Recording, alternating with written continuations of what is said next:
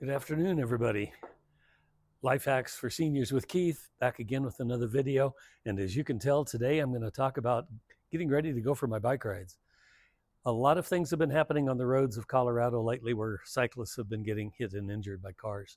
And so it's gotten more and more important to ride on trails more than it is on roads. But even with that said, you need to be able to have lighting.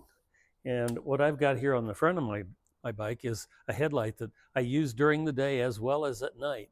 And it attaches really easy with a strap, goes right on the handlebar and hooks right on, and you can turn it on. And they're pretty bright.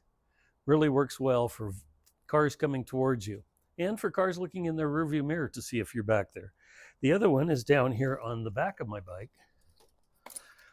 And this one is a red light and makes it really easy for motorists to see you when they're coming up upon you. And it attaches much in the same way. Put it on and pull the strap around, and you can see that it's at the back. So when I get ready to go for a ride, I make sure that I've got my two lights on. I've got my Wahoo Element computer, which I'll put in the description below. It's also available on Amazon. Really good computer. The whole Wahoo system is good. You saw me earlier this year with the Wahoo training system for in the house. And then I've got my two water bottles down here.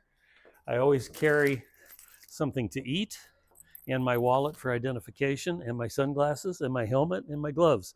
So these are all the things that I use before I go out on a ride. I just pumped my tires up.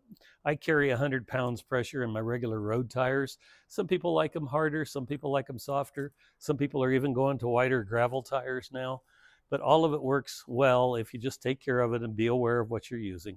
So I'm going to head out for a ride for a little while and take advantage of my wonderful warm Colorado day.